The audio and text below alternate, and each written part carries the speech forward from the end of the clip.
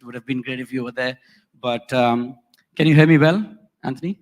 I can hear you well, Gary. Can you hear me? Absolutely. Okay, The voice perfect. is clear? Thank you for having me. Sorry I couldn't make it in person. I was in that beautiful country 2 weeks ago, and of course we've had this banking crisis, so I needed to sort of be here for it. Glad you're here, at least digitally. We're all used to Zoom calls, so nothing new. Welcome, Mario, Peter. It's been a good 11 months of firefighting, not just in crypto but in finance altogether. I know the last topic and the last panel was already about that. I'll try to take this topic at a more generic level this time, and in this session. The topic, by the way, there's a bit of history with the topic of the panel. It was made when we had one of the regulators signed up for the panel, and so we got it replaced by Peter. So we'll request Peter, being the most regulated blockchain, in my knowledge at least, in the region for sure, and a conglomerate of businesses, very regulated businesses, including an exchange, a foundation, a blockchain, like I mentioned, and a few more businesses, right? Coming up with the CBDCs and stuff like that, right? So the way the panel is structured is me obviously advocating crypto, but the panel should be largely about wealth. Anthony obviously coming from a whole life cycle of being one of the largest institutions representing and investing in digital assets, as well as other funds and a whole plethora of assets that they have invested in the last few decades, I guess, if I'm not wrong. And Mario right now competing directly with the likes of CNN and larger news channels, where he hosts the largest Twitter Spaces, hosting Elon Musk, CZ, Hunter Biden, the better names. We obviously we argue about this more often than not. I don't know. I'm not the names guy, right? He has all the names, so probably he'll introduce more names. But who was this guy 3 days ago? Mark Cuban. Yeah, Mark Cuban. Anthony obviously has attended his shows. So Mario represents media. I'll quickly open up the conversation. Starting with you, Anthony, representing institutions, what has been the role of institutions, especially in the last 3 years and especially in the last 11 months, in influencing wealth towards digital assets? What have been the actions in general that you have observed? And where do you think your role, what was your role in that? And any numbers that you would want to share is where we would begin with. Representing institutions, Anthony. Well, listen, I want to hear from Mario, so I'll speak briefly. I mean, what I would say to you is that we made some very big investments for us, several $100 million into Bitcoin in November of 2020. About 4 months later, we did something similar with Ethereum. We then bought some Solana. We own some Algorand. I have a small gaming token called Vulcan Forged. I own a reasonable sized slug of Casper now, Casper Labs. What I would say to you about us is that we made a decision that this was world changing. And listening to the last panel, I think we can't overlook the Federal Reserve. We've been living in a Fed-centric world since March of 2009.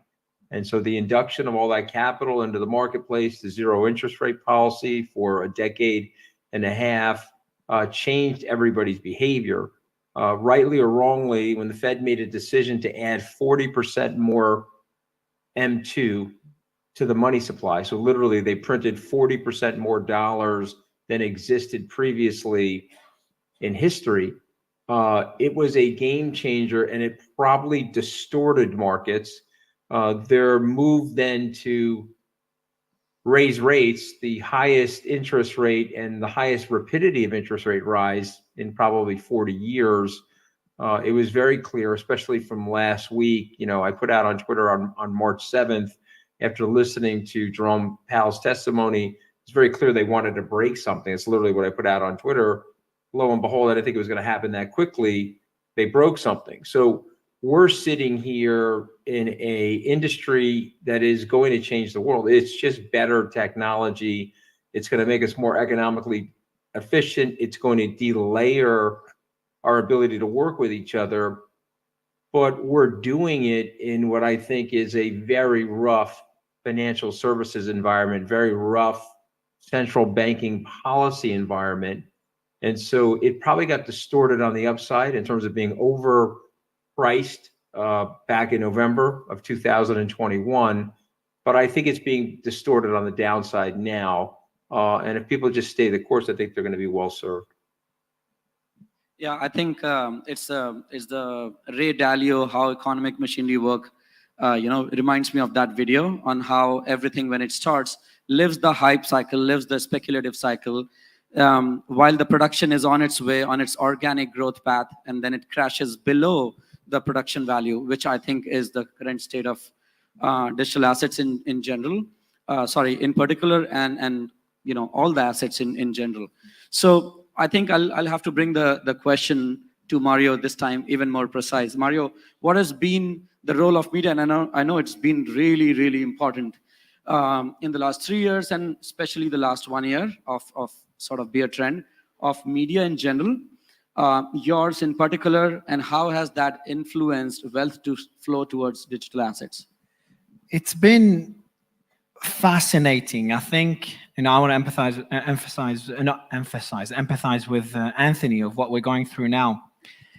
And, I was put into a position where, with FTX, we started covering the story live.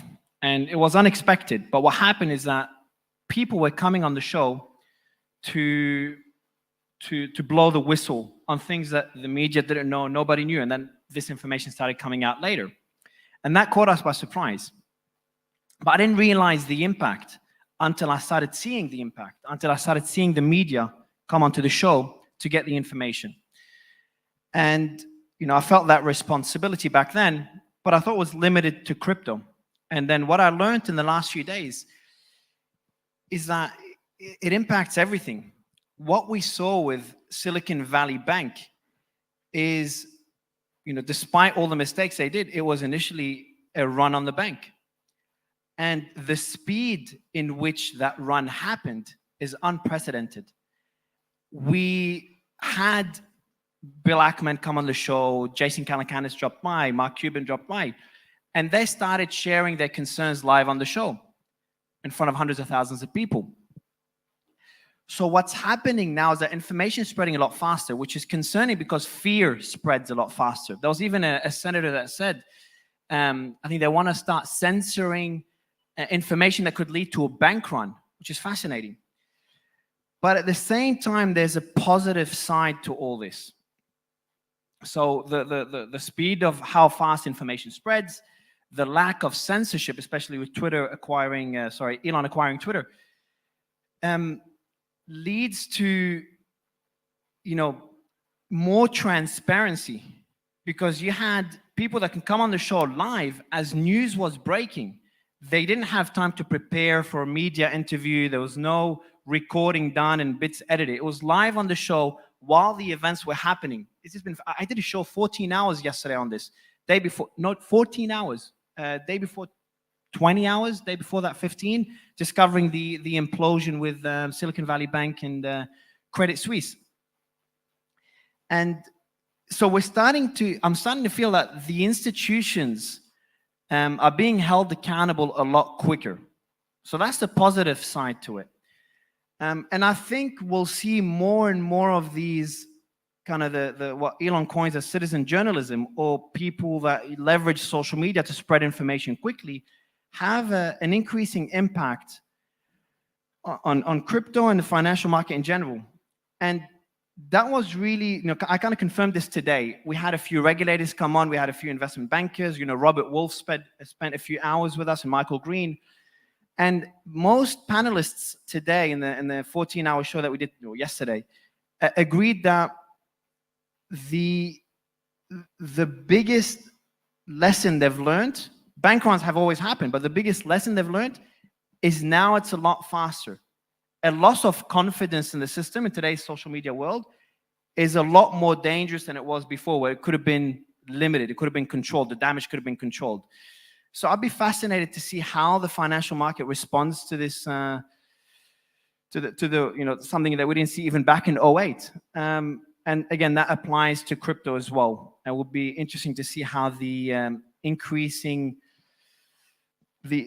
transparency and the accountability that we're seeing, thanks to media outlets being built on top of social media platforms, including Twitter. So I'll bring the question to Peter, but I have a pattern that's forming in my mind with the two submissions. Crypto is somewhat living the same life cycle where people are saying, oh, you think you'll transmit money cross-border? You think you'll do finance and structured instrument over DeFi? And while they're speculating, we already see a new addition in the social media field. Social media was meant to be useless entertainment, at least for me, useless entertainment, and with this tiny new angle that exploded essentially through Twitter and Mario's channels is discovery and an entire change of how we look at media, how we look at news, how we look at breaking news altogether. From the time I come from, people would argue that, oh, the best way and the most legit media is television. And I think the entire society stands against this perspective today. Everything seen on TV is questionable. And then you have this new discovery of the rather useless social media, which is citizen journalism.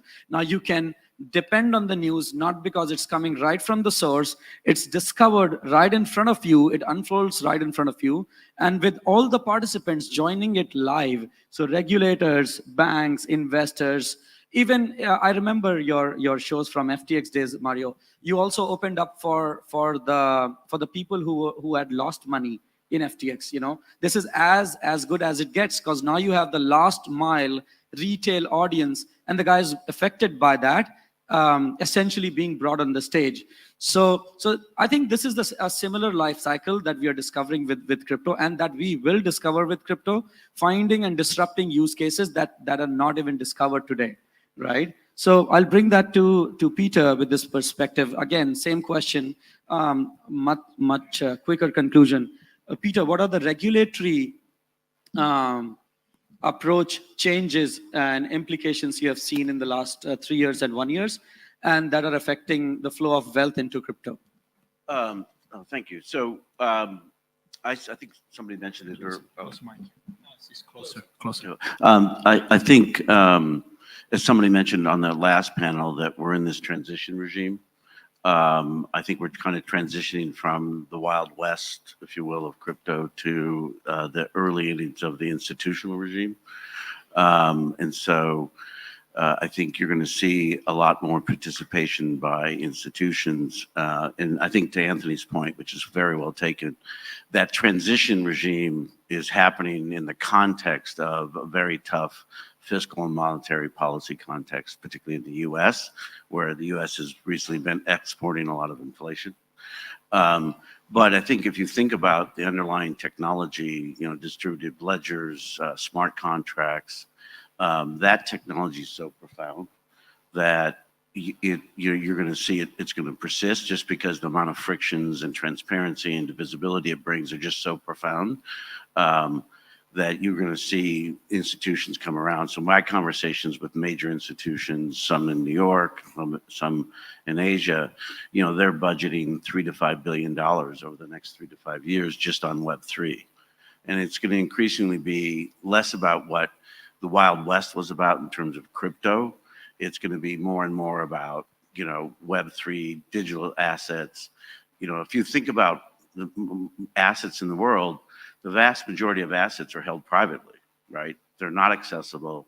They're not particularly liquid. They're not well valued. And if you bring this digital technology to that space, you're going to see a narrowing between the public markets where things are liquid and the private markets over the next 5 to 10 years, at least in my view. And a good analogy that I find informative that kind of dates me, unfortunately, is the credit default swap market. So if you think about the credit default swap as a technology, it was, if you were running a very large fixed income book like we were, it was a fantastic idea. Like you could short corporate bonds, right? But the market took 5 to 10 years before there was a standardized contract, it was liquid, et cetera. And, there was a lot of misuse of the technology, and the innovation and the technology was way ahead of the regulation. So in my view, we're on a path that is actually fairly consistent with history. And it's fairly consistent in terms of its signature. It's happening in a context, to Anthony's point again, in a sort of challenging context, but it will persist and it will get adopted. The magnitude of the frictions that are going to be taken out of financial services are just exceptional, almost unprecedented, probably. I'm going to pass your statement directly to Anthony, but there's a tiny bit of story that was happening during our last panel. Mario was saying, Mario said, Gaurav, our topics are so boring that I don't think anyone would listen to it. And I said, yes, I'm known to add spices to conversations. I'll do that to get attention. While I was thinking about that, I looked at all of you and everyone looking at this panel. Like, I'm really surprised you find it interesting enough to catch your attention. Thank you for that. And I'll not add spices and straight away make it further more boring. Passing the same chain of thoughts to Anthony, because Anthony, you're the one who's living this firsthand. You have lived through the life cycle of digitalization, asset creation, and then more structured assets, more structured instruments, and then the fail of that in 08, and then the recent fail on banks. You've lived through many bank runs. How do you directly patch the perspective that of blockchain, the underlying technology coined by Peter, with the future of money, the future of finance, and the future of wealth? Well, I mean, one of the things that Peter said, I think we have to reemphasize, is the amount of money that's about to be spent by institutions globally. We have, people like Jamie Dimon are calling it cryptocurrency or the blockchain or Bitcoin a pet rock, saying it's worthless, but yet they're spending hundreds and hundreds of millions of dollars working on tokenization strategies there. I think this audience knows this, but it's worth repeating. Fidelity just onboarded an ability to buy Bitcoin in brokerage accounts at Fidelity. I store some of my personal Bitcoins at Fidelity, in addition to some of the funds there. They also have a 401k program now. You can put up to 5% of your 401k in Bitcoin. Skybridge is one of the first companies in the United States. I think we were in the first 5 company pilot program for Fidelity. So we're offering that to our individuals. But if you're asking me about the boom bust cycle, I'm getting old. I mean, this is my 9th bear market, 35 years in the industry. This is like if the 2000 NASDAQ crash got married to the 2008 global financial crisis. It gave birth to the 2022-23 current debacle. So what's in this debacle? We have fraud. That's sort of the Madoff stuff that happened with FTF, Celsius, et cetera. We have a super cycle boom bust, as we're all referring to. We watched Amazon go from 116 to 8 in 2000. People swore it off. Turned out if they had the stomach for it, it was probably the best investment in a generation. A $10,000 investment in Amazon at its low in 2000 is worth $14 million US today. So I guess what I would say to people, this rhymes with everything else that I've seen. When FTX collapsed, and I'm happy to talk about that collapse and my trip to the UAE with Sam, which I think precipitated the collapse. I had the opportunity to debrief with CZ after this past January. But when FTX collapsed, that was a Lehman Brothers-like moment for crypto. And if you just look at the dates, Lehman collapsed in September of 2008. The market did not bottom until 5 months later. I believe it was March 8th or 9th of 2009. You can check it in the Stock Trader Almanac. And people said to me, oh, well, this collapse of FTX is going to be the bottom. I looked at them and said, no, it's not going to be the bottom. It's the first big explosion, and then you're going to have all these aftermath explosions. We won't see the bottom for another 4, 5, or 6 months. So we're now seeing the reverberation of that, the Fed calculations, miscalculations, I think all well intended, but I think ultimately an economic historian is going to look back on this time and say, wow, the Fed really blundered. Too much money in for the pandemic, too quickly taking the money out after they thought the pandemic was over. Economies don't work like that. Supply chains don't work like that. And you're seeing this reverberate through the market. But here's the thing. It will end. Peter knows this. I know this. My first bear market, I was very frightened. My 9th bear market, I just try to tell people hunker down and survive. When it ends, the opportunities are going to be extraordinary. Well, I'm offended officially, Totally. Anthony. It's my 3rd bear market in crypto. I owe a bit of respect. Anyways, no, you're absolutely right. You do actually, because it's like dog years in crypto. I mean, you look great, but I'm sure internally you're probably like 150 going through three bear markets in crypto. Yeah, exactly. That's me adding spices. Another tiny story. I'm just trying to mix topics here, make it exciting. We slashed almost 1,200 invitations to this event just because we didn't think they would be relevant to the conference. We were absolutely focusing on people who would find the content relevant and would sit in the hall and have their concentration. Again, looking at the conversation and the attention, I think we should get an extra 30 minutes. Mario, I know we've had this conversation on your show. Somebody said that Mario, you don't know nothing about bear markets or something like that, right? And you went all furious on him, told him that it's your 2nd and you've seen. I thought I'm an OG because I've been through 2. And then Anthony's like, yeah, I've been through 9. I'm like, shit. And 9 in finance market, okay? So we're officially out. I'm not even talking. Let these 2 guys talk, oldies. For those who don't know, I was freaked out, literally freaked out this year in Davos when Anthony told me he's approaching his 60s, right? He looks younger than me officially. So nobody would know. Good lighting. I get good lighting. So although you promised me makeup for this and you didn't show up this morning with the makeup, that's fine. So I'm not surprised. People like, the biggest validation we have in crypto. I'll take the grace of representing crypto here, is to have people like Anthony and Peter at this stage of maturity, giving a big chunk of their time, a big chunk of their attention, and a big chunk of their voice altogether to crypto. That says a lot about the industry and what it has to offer in the future. We were also talking about how the new shape of everything is crypto in a way. So games are converting to crypto, GameFi. Finance has found its killer app in DeFi. Media is approaching, many crypto or sort of decentralized angle. And Mario, where do you see this citizen journalism and democratization of information? Why are you smiling? Of data, joining hands with blockchain. Do you think it's happening anywhere soon, anytime soon, or at a place? Twitter is not decentralized, I can relate it. Look, I'm all in on crypto. Like I have businesses outside of crypto. I don't pay attention to them anymore at all. You wanted me to spice it up, or you said earlier to spice things up. I'll try to do that a bit. Look, mainstream media, the confidence in mainstream media is at an all-time low. You can just Google it and check the charts.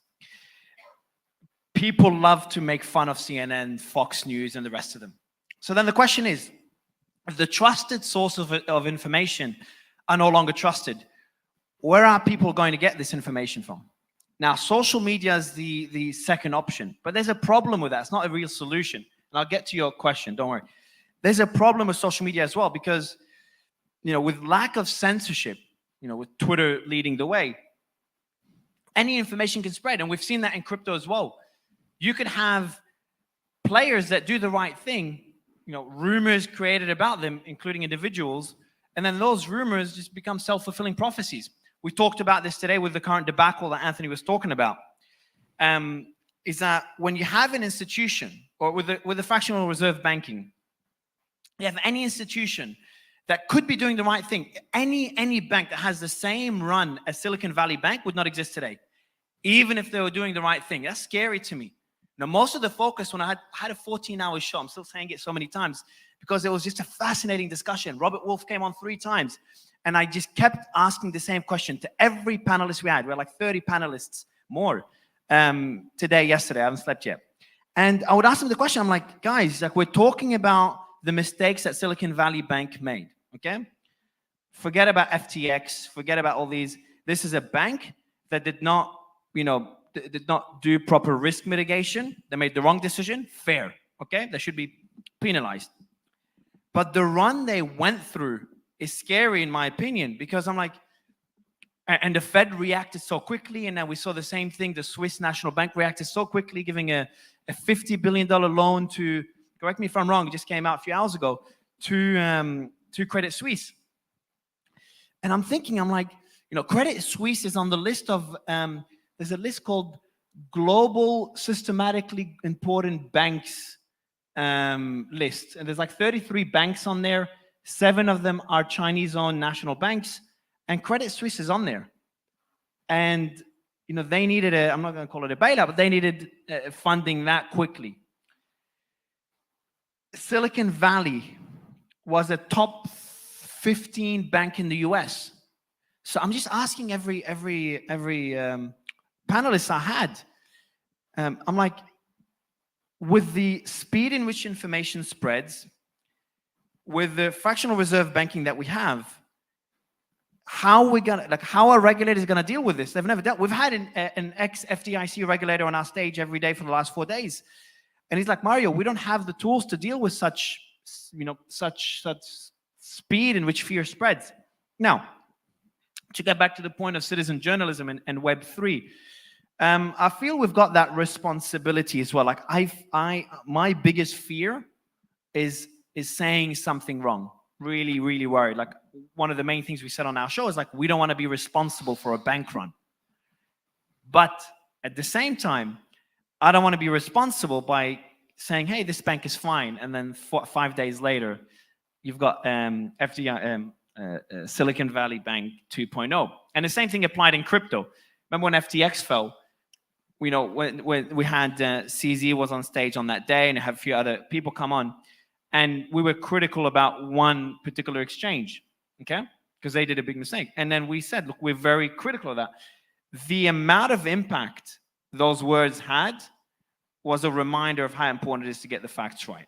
So to kind of link that to your question, so I got a few things off my chest. To link that to your question, citizen journalism is a decentralized way of spreading media.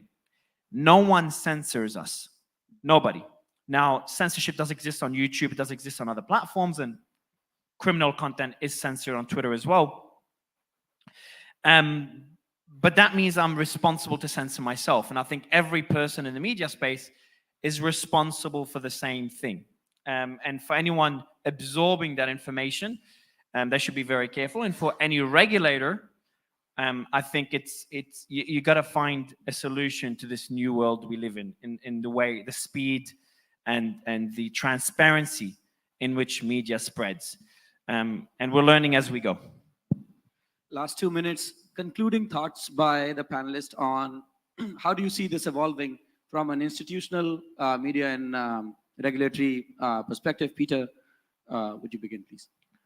Sure. Well, I think at the end of the day, as you see increased participations by the major institutions, Anthony mentioned some of them. Another one's my alma mater, BlackRock, is getting very focused on it.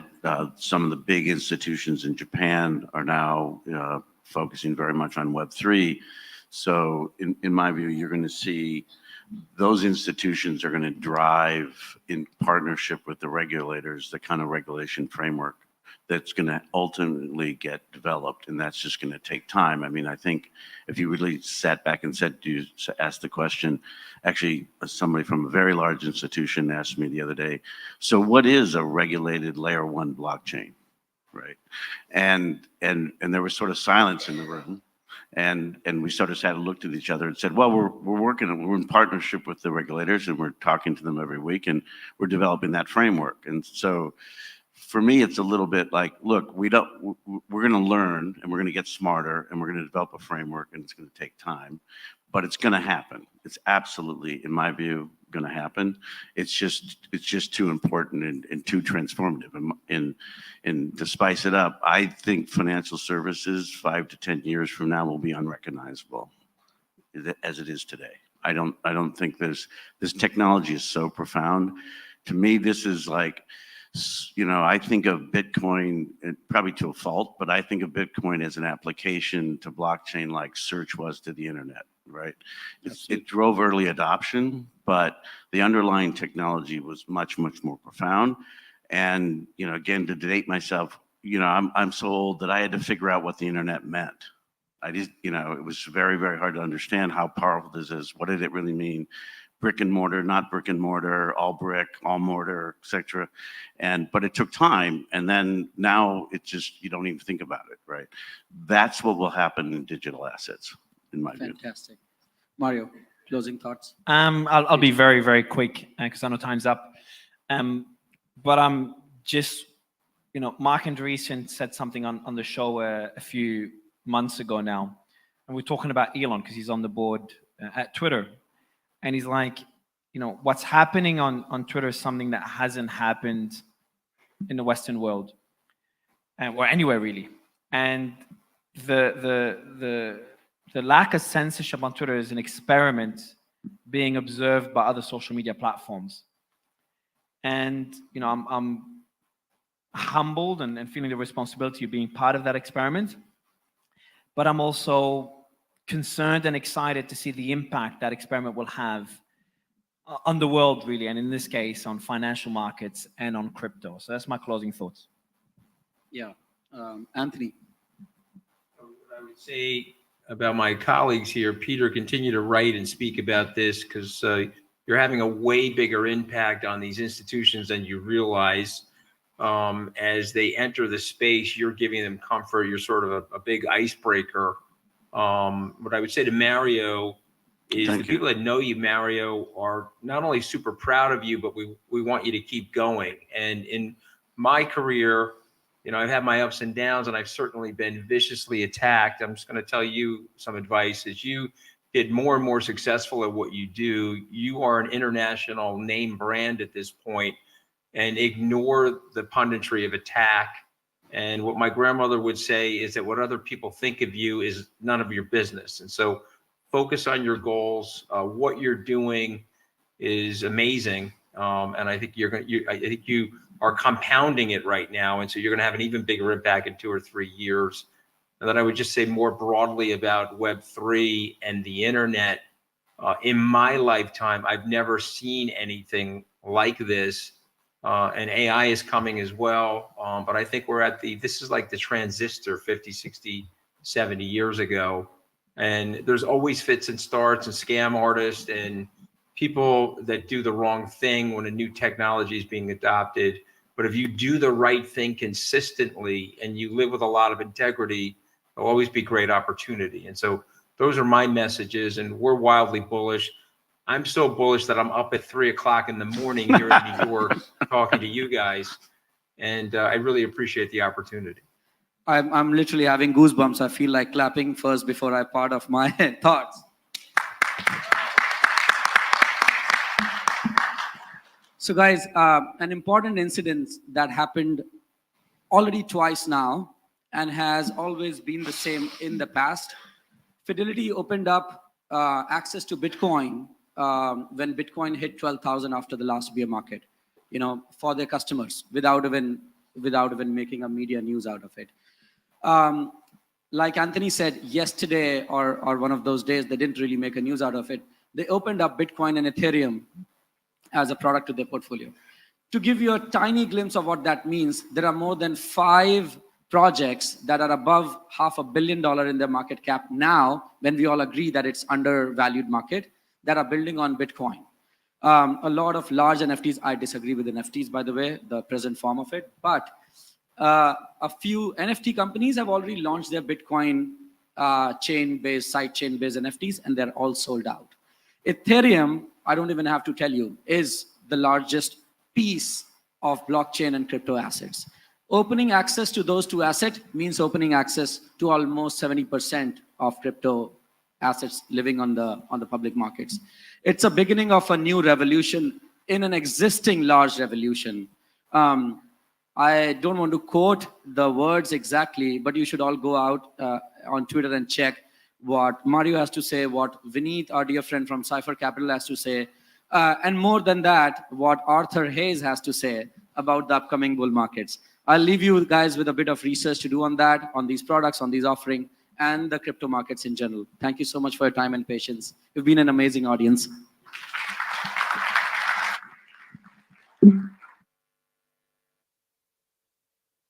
Very big.